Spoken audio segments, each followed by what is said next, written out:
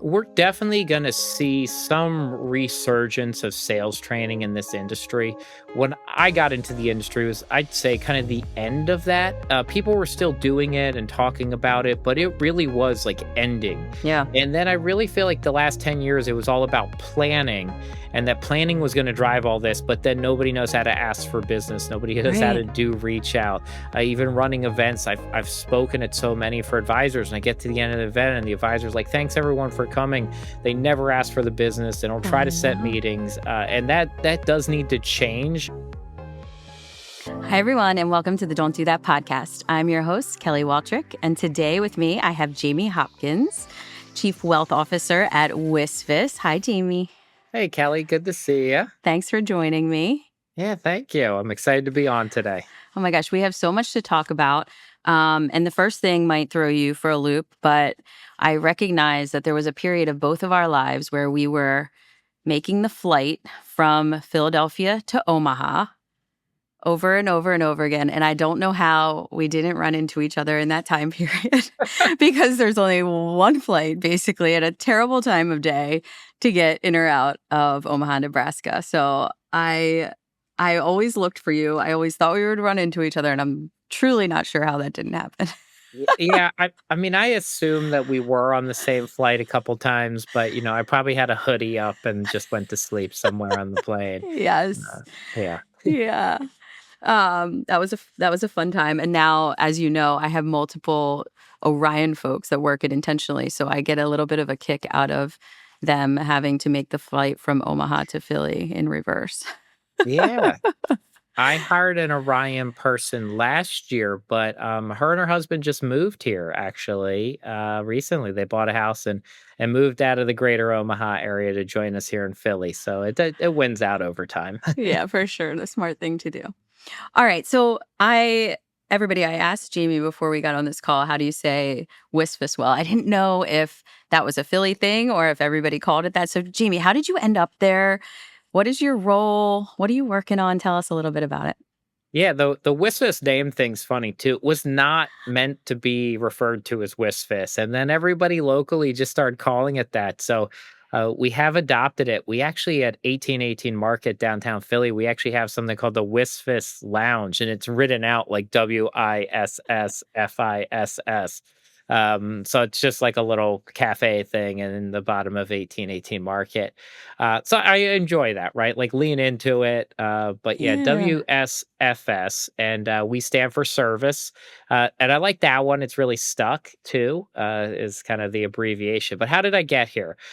Well, I got here because Wisfis acquired Bryn Mawr Trust about 3 years ago. And as part of that acquisition, eventually led them to search for kind of a new head of wealth to lead up all the different wealth business lines here. And it's pretty broad. Like I have 7 different wealth business lines that roll up, to my side of the house here at Wisfis and Bryn Mawr Trust. And it's pretty broad, from a brokerage business to state and national chartered trust businesses to global capital markets, private banking, traditional kind of investment, SMA strategy work.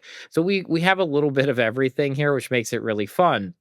And, what really appealed to me about this organization was that it was really focused on this area. Like I was living here, but Yeah. flying to Omaha every week. And Yeah. as you know, it gets a little tiring doing that over and over and That's over again. And my son asked me during the summer before I came over here, do I love work more than him? And that was really what changed everything, to be honest. Yep. Wasn't looking for something. I was enjoying my work, but I was gone all the time. And, I got this great opportunity to come in here and lead this team. And, WISFIS has been around 193 years. So it's got a long history, long tradition. And Bryn Mawr Trust was a 120 some year old company too. So, Yeah. really great legacy, a lot of great people, and really good impact out there on the industry. And yeah, I got that opportunity and stepped in here about a year and a half ago now, and I've loved it since. Oh my gosh. Your son saying that is like hits me because oh my gosh, I love Eric Clark to death, but it was a similar situation for me. My husband and I were putting ornaments on our Christmas tree one year. And I was like, what is that from? Where does that ornament come from? And my husband was like, Kel, I buy you these ornaments every year based on all the things that we do throughout the year, and you're missing it. And I'm like, oh shit. I need a total life reset. And so very similar moment in my life that made me realize I can't be on a flight to Nebraska every week as much as I love all the folks there. So now my strategy is to bring them all here. So maybe we'll do that together. Yeah, we have a Uh, much bigger city, a lot more things to do, so yeah. we got pro sports teams, all those fun things that All we miss those in things. Omaha. Yes. Okay, so you're also very passionate about this industry with the FinServ Foundation and all the work that you do there. I'd love you to give all our listeners a little bit of an overview of that and what you're working on. What does that organization look like? How can they get involved? Yeah, FinServ is definitely my like other job. So besides being a dad and husband and Yeah. helping lead these wealth teams here, I also serve as president and founder of FinServ Foundation. And we started that really back in 2018 to be a bridge program from the university and college level to our industry. And for those who, kind of live in this industry and pay attention to all the articles and stats, you've probably seen some of them that typically the 5-year mark, that's Cerulli data and others show that about 80%, ballpark in any given year of people drop out in this industry at that 5-year mark. So only about 20% end up making it past that 5-year mark, which is pretty terrible, right? When you look at that, it's Yes. just depressing. It's not great. Then you couple that McKinsey's report that came out last year, showing 100,000 advisors short by I think 2034, 2035. In all fairness, I think that number is too high. I don't really believe it, but whatever. It's their report, their study. They can make their own assumptions. I Right. don't think it's that many, but it's still a lot of advisors we're going to be short between now and then to really serve this population we want to serve here in the United States, and that's a challenge. And when you go back and look at the university world, the classes are much more diverse in the sense of men, women, backgrounds, first time college students than the advisor forces for this industry too. So that's another challenge. So what we looked at is all of those challenges and said, what could we do to make some impact on this? We're not going to change all of it, but it's could we impact a couple students, a couple hundred students, a couple thousand students that stay in this business longer and have a more successful career? And that's what we set out to do. So we built a 2-year fellowship program that does 6 months of mentorship, 2 years of structured group coaching, and then we take all the students out at no cost to them to an industry conference to get into the community and have access to other professionals. And so that's what we ran out on. We just passed 700 students now in the Wow. 2-year fellowship program since its inauguration. It's a 501(c)(3. Myself and all the board members, everybody who's helped out over the years, are all volunteers. So it's not, some side gig for anybody to make money. So we've been incredibly diligent with our funds and fundraising and partnerships. And yeah, they have impacted a lot more students than we thought we were going to. My 5-year like business plan originally was 160 students, and Wow. we passed really 600 in that time period, then just added another 100 this spring. So Yeah. pretty That's impressive on amazing. that regard. Yeah. So what do you think it is about the 5-year mark? Why are people fleeing? Yeah, I mean, there's some bigger structural things that are challenges, right? The advisor business, too, right? There's certain skill sets you kind of need to be successful that aren't impossible to be taught, but are like maybe harder than some other things. Yeah. That ability to, relate with somebody, build trust, drive business, go sell. That is a challenge point for sure. And some people just don't resonate with it. They Yeah. think they want to do it. When they try it, it doesn't work. The other thing I think is compensation models out there have historically been, we said it was a design, not a flaw. Like large companies designed their compensation models and this kind of burnout model because effectively it worked financially for them. It wasn't great for people, but Right. for companies, it wasn't the wrong business decision. I think sometimes people think, oh, this is companies are failing at this. I was like, no, this, eat what you kill business model was designed on purpose. That was a Right. design feature, not a flaw, to have lots of people burn out. Yeah. Now that being said, I think the world's changing. I think technology has changed. I think that, the notion that everybody's going to want to drive into that business model is just not the case. So we want to find the right place for people in this industry to be successful. And there's a lot of different paths nowadays to build books of business, to work on an advisory team, to work in back office technology, whatever it may be. And Yeah. so opening up that mindset of, I think, experiences is important. And so we took it on the approach of making sure people had mentors, that they had access, that they had advocates, that they learned about the industry.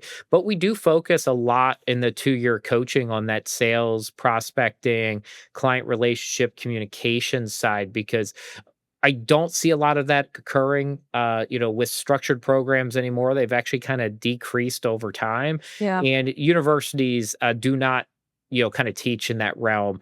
It's been one of my criticisms of otherwise a very well designed approach. I think CFP board's done a good job expanding programs. Universities have, but they are very sales adverse there, Hmm. in the sense of teaching people how to get clients. They kind of shy away from that, and it's been interesting to kind of see that movement. So we are trying to pull some of that back into this program as well. Yeah, that's so interesting that you say that. So obviously, we do a lot of lead generation for advisors, and one of the craziest things that I believe that I've seen since starting intentionally is just the aversion to capturing and converting a digital lead. It's like, it's like people look at me like I'm an alien when I'm like, "You have to Yeah. call that person now. They showed interest, you need to call them. I know you don't know them. I know your brother didn't introduce you to them, but you actually have to call them." And that's been a real, I mean, we joke about it, but it's been a real challenge. So the first thing I say to these guys is like, if you wanna do lead generation, if you wanna drive business in a way other than referrals, like, you have to get comfortable with a new process, and you have to really spend the time to get good at this. We're definitely going to see some resurgence of sales training in this industry. When I got into the industry was, I'd say, kind of the end of that. People were still doing it and talking about it, but it really was like ending. Yeah. And then I really feel like the last 10 years, it was all about planning, and that planning was going to drive all this, but then nobody knows how to ask for business. Nobody knows how to Right. do reach out. Even running events, I've spoken at so many for advisors, and I get to the end of the event, and the advisor's like, "Thanks everyone for coming."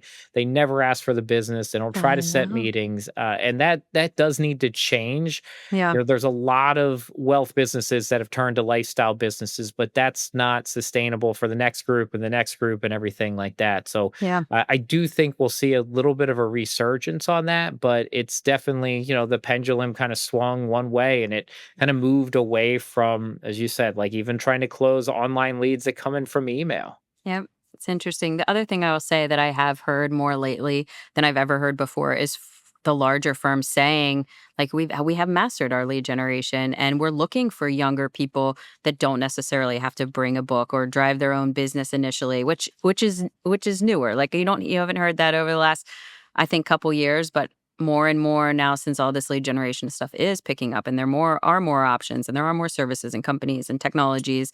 I think that there are more opportunities for folks coming out of college to step into businesses that have a built-in lead generation engine. Yeah, it is exciting, right? There are companies now that just need people there to service, take care of clients and do the planning and don't have to drive to it. And Yeah. that's I think one of the beauties of this industry is there are so many different ways to get involved and have a positive impact. And a lot of people just don't learn about all of them, or they don't align their strengths with that type of outcome. All right. And that's a big miss, and then they do one job, it doesn't fit, and they leave. Yeah, that's a bummer. I feel like the one thing about sales that I've learned since starting intentionally again, because I was always a marketer, is that if you're passionate about it, it doesn't feel salesy, right? Like, so I feel like we have a wave of students coming across that if we can even just create a passion for the business, that becomes so much easier. Yeah, I Um, mean, anytime you can align your passions with something, right, it stops feeling like work. yeah, exactly. That's the goal, right? Okay, my next question for you is this. We're always telling people you need to find a way to stand out. You get on social media and you hold up a piece of paper with the message that you're trying to get across. How did that happen? What is that? And what have you learned from this strategy? Yeah, I don't remember why I did the first one, to be honest, because I've been doing them for like almost 10 years since I started. Well, actually, I guess over 10 years. I started doing video work in 2012. So at least I remember that year. So Yeah. it's been 13 years of videos. They really didn't kind of, I'll say, really gain more attention until right around COVID time. And then I think everybody probably the stats align with that, right? The adoption of social media and Yep. this phone screen time really enhanced. But part of it was I used to do some really structured, like just stand there and talk to the camera. I did ones with scripts for a long time too, and I did them in a lot of different formats. So I did a lot of videos for American College when I was one of the co-creators of the RICP, and we built that out. And when I used to go teach classes, though, in that, I would use the whiteboard a lot. Like I was a big whiteboard, Yeah. presenter, teacher.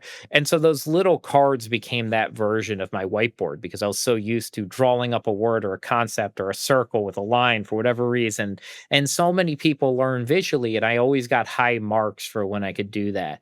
And so then I tried to test other ways to do it. We tried with on-screen graphics, and those were just hard and they're difficult to do and they took a lot of time. Now they've gotten a lot easier. Fast forward 10 years, people can do them really quickly and really impressively. I did use an iPad for a little bit too. So there are some videos of me drawing on the iPad and then trying to swipe, but that was like clunky and I'd mess them up a lot and it took like I couldn't one shot the videos. And so then eventually I just went to as low tech as possible, just like a black marker on white pieces of paper I had access to. And it also allowed me to like one shoot all those videos. So I don't reshoot them. I always take one shot of them. You can't do that when you first start. I'm sure most people can't. But today people are always like, oh, I like that video, but the ending was a little wonky. And I was like, yeah, because I don't reshoot it. I just go, I try to have this saying at the end of like, stay safe and healthy, everyone. And I just use that. So if I run out of stuff to say, I just wrap up.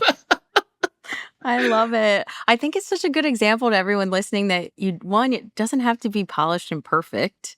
And two, like, you know, people appreciate authenticity and like understanding who you are. And so I have so many clients that are just nervous to take the leap. And I feel like you have a good example of why you should do that. Yeah, and some of it's testing and learning, and probably some of it is, not being too serious with yourself all the time. Like I've Right. done some funny ones. I dressed up as Scooby Doo one time. I've worn different costumes. I did one on that, like, was it Melissa and something? The kids, what's that kids brand? And I did one on my daughter's chalkboard and wrote on Doug and that. Melissa and Doug. Yeah, Doug Yeah, and Melissa or Melissa something and like that. Doug, whatever. Yeah, I did one on funny enough, I can't remember the name of that, but I do remember the video I did. I did it on, there was the, Department of Labor ESG retirement rule that was making its way through the pipeline at that time, and I did one on Nice. there on the little kids board. Aw. So it's funny enough, right? Like, I Yeah. can't remember Doug and Melissa or Melissa and Doug, but I can remember the topic that I did on that board back, 5 years ago. Yeah. Well, you have a fan in me. As a marketer, I think it's smart and I always look for them. Okay, so let's before we pivot into your don't do that, give us a little bit of a sense of what people can expect from you over the next 12 months. What should they look for from WSFS? What are you working on? I know you brought your energy and skill set to this organization. What are we going to be hearing? Yeah, it's funny when you look at things in like big jumps instead of like my day is 14 meetings a day on average. It really Same. is. It's about what I average, and it's like a giant puzzle to even get all the meetings and things in. But really, my first year and a half, you start off just trying to understand the organization, the history, the culture. What works here, where's the talent and the skill set, and then building out the plan. And I'd say we did that. Really, last year we revamped our technology stack.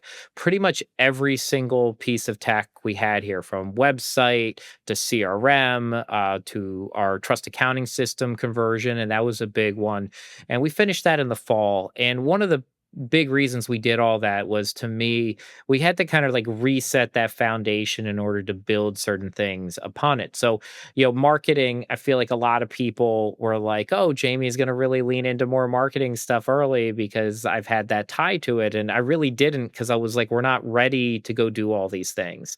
We're going to get there, but that was really the first one. And then kind of talent review probably in the second bucket. So we've brought in a lot of really strong people over the last 18 months, a new CIO, Jasmine Yu, who's leading our investment team. I brought in Tim Fisk, who's leading us. We'll talk about that. Our wealth as a service kind of out to RIAs. We're bringing in a new COO. I just brought in a new head of trust ops.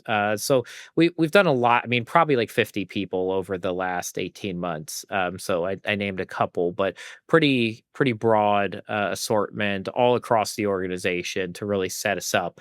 And I think the next part is we kind of did those foundational things. We have some great service models, great offerings. We revamped our tech stack to kind of be ready to go and handle this future, and then got all the right people in the right seats. So the next year is really, hopefully, we'll be taking a lot of these out to the market now with a bigger like surge, with a bigger presence. I think we've done a lot of this not fully in secret, because when I ask people about Bryn Mawr Trust, they know the name, although they might not really know what we do. And then, it's funny enough, every once in a while I find out that some random advisory firm that, say, "Oh, I saw you were going there. Yeah, I kind of know the name." They're like, "Actually, we have a trust with you." Like, Yeah. it happened. It's happened a lot more than I thought it would, and so that's exciting. Yeah, so we're really primed to go take what we call wealth as a service, and you see that out there. We're not the only one who uses that terminology, but lending, private banking, and trustee services out to the RIA and broader wealth world. And I think our team, our history, the size we are, all of those really allow us to do this in a really special way. And I was on the phone with a firm that hopefully we'll be working with. We haven't quite inked that one. But one of their comments to me at the end of it was like, "Wow, you really understand this advisory side well, and like what we need." And I was like, "Well, yeah, like in part, I helped redesign this trust offering based off my experience in my last firm, which we rolled out two different trust partnerships. And the first one was a disaster, right? Like total every part of it. And the second one wasn't a disaster by any means. Like we did it, but it left a lot to be desired, from integrations, from understanding an advisor versus a trustee and a lawyer, Mhm. different side of the world. And a lot of these companies knew that side really well, but they didn't really understand like an RIA mentality, clientele, right? How they want this thing to interact. So we really kind of went back to the drawing board there to make this as RIA friendly as possible. Very cool. So, if any of our listeners want to get in touch with you about wealth as a service, how would they do that? What would they look for? Yeah, the easiest thing to do is go to bmt.com. That's our Bryn Mawr Trust website, and there's a contact button there. And yeah, as you said, reaching out to leads, we will definitely do that. I'm on LinkedIn. It's easy to find me there, Jamie Hopkins. But that's the easiest two ways. Or send me a direct email to jhopkins@bmt.com. I do respond to all my emails, and I don't think I will be over flooded with emails, but if I do one day, that's a good problem to have. Yes, agree. All right, Jamie. So, the premise of this podcast from the start is that I believe we learn better from our mistakes and our challenges than our wins. I've always been someone who would rather be criticized and learn from it than be praised. And so I'm asking all of my guests, people who have risen to the top of their careers, to give us things that we need to stop doing, that they've learned the hard way, so that we can shorten the path to success for everybody that's listening. So what are we not doing today? Yeah, and hopefully this one works. It's a little bit different, but I think it's still going to work. I've had this concept in other areas of my life. And then recently I started applying. I'd say, yeah, when I came over to BMT and built out our strategy to stop using this nomenclature approach to, which is don't compare yourself to averages.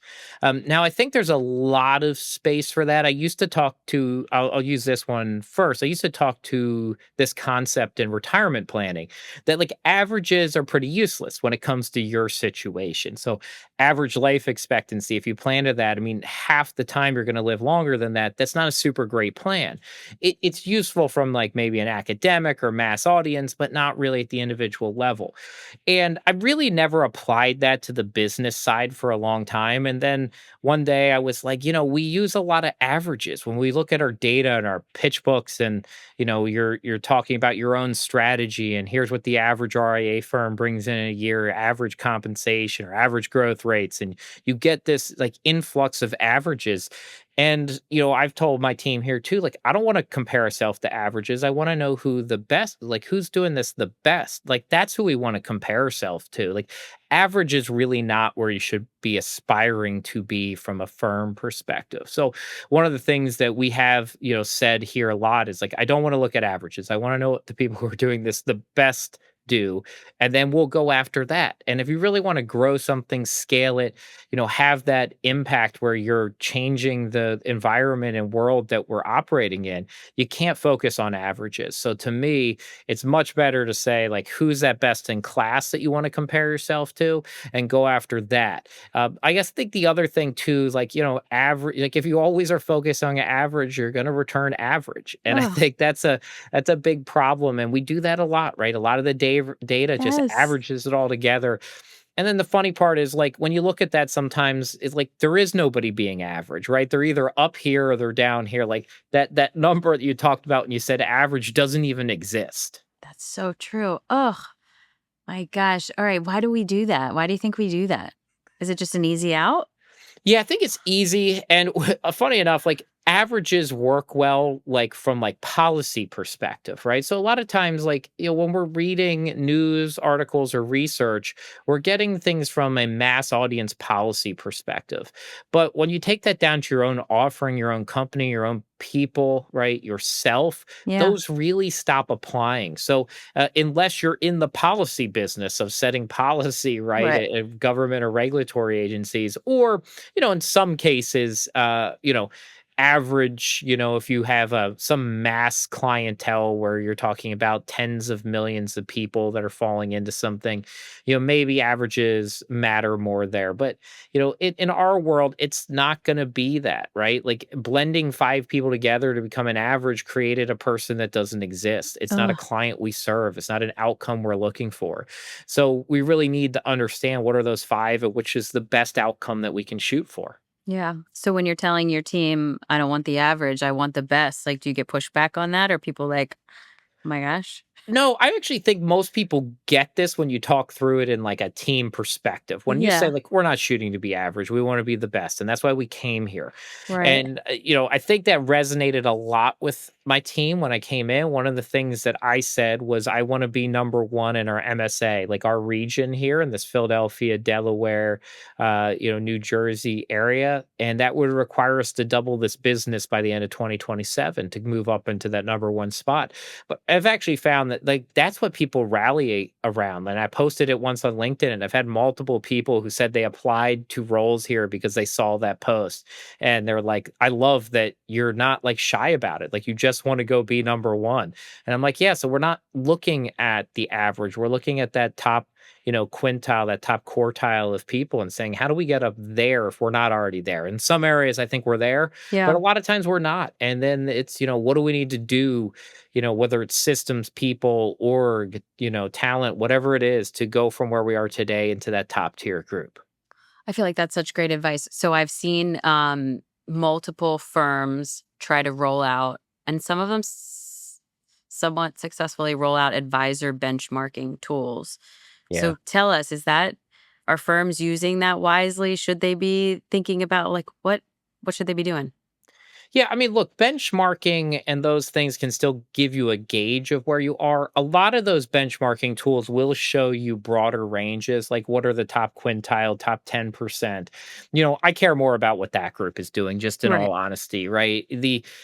Some of the stuff, like if you're finding yourself constantly in the bottom half, it is telling you something, right? That Right. maybe the first steps just move upwards a little bit. But I think they're useful. I'm not say throw out all those things, but I just don't want you to get focused on them. Like, just becoming average is not great.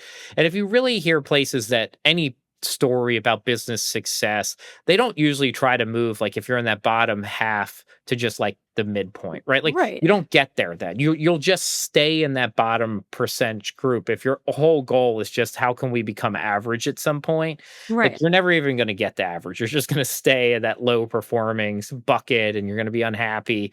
And very rarely, one of my other team members, I love her name's Sandy, and she says, she's always like grow or die. Like, and I love that one, right? Because it's like it's a very simple way to put all this. It's like if you're not doing that, right, like eventually you're gonna, if average forever, you're gonna be left behind, right? So you don't want to be there. You've got to be pushing yourself up into some top tier group. And I even explain it to our team about it's our right to remain independent. This isn't true for everywhere in the world, but the banking world, so bank owned organizations, banks tend to be acquired when they're low performing and other Hmm. banks go in and purchase them for discounts. Yep. Other worlds, right? A lot of times people are actually searching out that high performing tech company, AI company, even wealth firm, and you're getting a better multiple. Just the bank world has never really operated like that. Right. Kind of the worst performing assets kind of get cherry picked off over time. And so you want to be a high performing, group that has that right to remain independent. Like we don't ever want to roll into anybody else. Like we want to be Wisvis and Bryn Mawr Trust and stand alone and do this. We've made it almost 200 years and we want to make it another 200 years.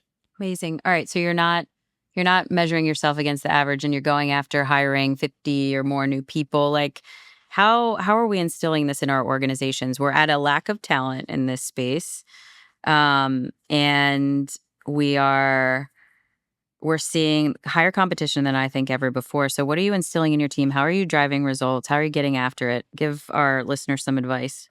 Yeah, I think the one comment you made that the biggest number of competition or highest level that we've ever seen, and I think that's going to get worse for the next couple years in the sense this competition is really feeling like a net zero game now more than it ever has since I've been in this industry. And Yeah. one of my close industry friends is Rick Edelman, and we talk about this concept a lot. And it's one of the things he always tells me is when he started his business with his wife Jean, that almost every client they got, it was their first experience with a financial advisor, right? Like they were always their first financial advisor. Right. And today, that's very rare. Usually, when you're getting a client, they're coming from somewhere else, a 401k advisor, some insurance advisor, some other advisor. Like money is more moving from one place to another. And I see talent doing the same. That Yeah. every time somebody announces a new hiring, like they're always just coming from some other firm that then announces they hired somebody from some other firm. And so that very much feels like what's going on. I think that you have to find the right people for you, right? As a new leader coming in, and you've built a company too, Kelly. Like you have to find the right people, and if they're not a good fit for you and where you want to go, like that's okay. Help them go somewhere else, and if you can figure that out before you hire them, best. If you can figure Better. out early after you hire them, also a good thing, because you don't want people that staying around for years and years and years. And I heard this from I think it was a former CEO of Home Depot. I always forget this guy's name, but he said like what was the exact thing? But he said he would always trade off some competence in people, right, for buy-in is basically the point of it. And so if people are going to really buy into where you want to go, and maybe they're 5% less good as the other person that's always going to be a detractor and pulling against, you'd rather have the person that's on board. And I think that's a big thing. So if there are people that just aren't on board, like help them find a different place. And so move people in and out. I think for me, that's important. Like we want people here who want to grow, that want to go after this top tier, level of service and impact. And if you're not jazzed up by that, like you just shouldn't be here. And I've said that in our town halls. I also talk about using our own services and products. And I'm like, if you're not excited to use the stuff that we deliver, like you shouldn't be here either. Right. So, Right. I set up my banking account laying on the floor of my kid's room before I joined WSFS. And I don't even sit in that side, right? I'm like not in consumer banking, but I did that the night before because I'm like, if I'm going to be here and tell everybody I want you part of this, like you've got to use what we have here, like whenever you can. Yeah. I referred my mom to a mortgage here. Like I've done all these things, and I'm like, you've got to have that pride about whatever organization you're at. Yeah, I totally agree. I feel like some COVID did something a little bit crazy to people where it's a little bit more difficult to find people who want to run through walls.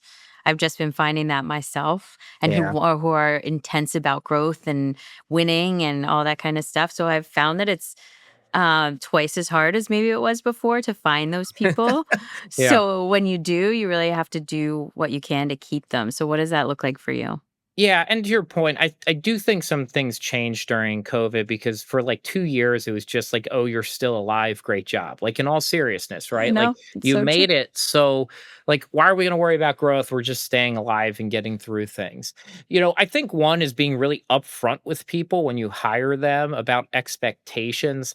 That being said, I've had people who I've hired who I've done well with, but sometimes I explain to people like, look, I work, at nights, on weekends. I'm gonna send like, and I have to like prepare people that I'm like, you don't always have to do that. Like, you don't have to show up on Saturday, but if I have ideas and I start working on something, like you are gonna get emails from me on Saturday, and I'm not waiting till Monday morning. And I try to prep people with that. Some people have said yes, I totally get it, and then it still is like too much, right? And I've Yeah. had that occur. I do look for people that I would say, one, have that drive, and two, seem adaptable. Because one of the things that's not going to change is the fact we're going to continue to change, right? Like we Right. are going to continue to Totally. change. So some notion that how the team and structure and offerings look today is going to be what it's like in 5 years, it's just not going to be, right? In order to be great at something, we're going to have to evolve as needs in the market evolve. So if somebody, really comes in and says, "Oh, I just love structure," and like that's probably not the right person around me because I view myself more as a builder. I don't get excited about status quo maintenance work, Right. and I do want to change things, and I want to make them better, and challenge things, and say, how do we do this differently if it's the same way we've done it? So, instilling that adaptability into the culture, I think, is important, but culture is hard. And as teams get bigger, I think it's empowering others to drive culture. They always say it starts at the top, but that can't, like, elements of it can be felt throughout, but not everything. Like some stuff has to come up from people too versus just from the top down.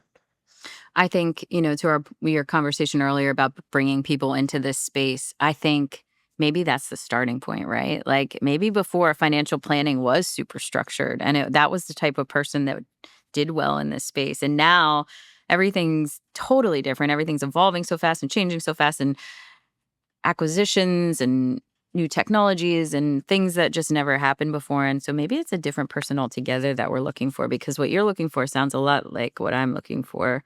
And I can't imagine that we're the only two. Yeah. No, I think business owners look for that because you said it, like you've got to want to run through a wall, and you kind of realize that if you're not willing to do that, like we're not going to be able to all get there. And when you don't have people that fit that, it's a drag on everyone else because when 80% of people want to go do that and 20% aren't, the 80% pick up that slack, and it's not fair to them. Yeah, that's true. All right, everybody that's listening, what Jamies don't do that today is we are not comparing ourselves to the averages. We're throwing that out of our vocabulary from here on out, and we're comparing ourselves to the best. I like that. I think that that's a good reminder. And Jamie, I'll leave you with this. I don't know about you, but we're coming off of Mother's Day, and I'm going to give a shout out to all the moms on my team, because if you need a badass who's going to get something done and run through walls in the period of working hours, it's a mom. So I love hiring moms because I know I know they have to hustle their butts off so that they can go spend time with their kids. I think that's great advice. My mom's my hero, right? I lost my dad when I was 8, and she ran her own company. Still to this day, right? She's late 60s, almost 70, and still running a company herself, and Awesome. raised us, gave us all great opportunities. And so yeah, I could attest to that one too. Awesome. Jamie, thank you so much for joining me today. I really appreciate it. Thanks for having me on, Kelly. All right, awesome. Thanks so much for tuning in. If you enjoyed today's show, subscribe to be notified when new episodes become available. And please consider giving us a 5-star review on Apple or Spotify. This podcast is sponsored by Intentionally, a financial services growth engine design consultancy and agency. If you want to learn more, please email me at kelly@growintentionally.com. Thank you again for listening, and check back to hear what we're not doing next. The information covered and posted represents the views and opinions of the guest and does not necessarily represent the views or opinions of Kelly Waltrich. The content has been made available for informational and educational purposes only.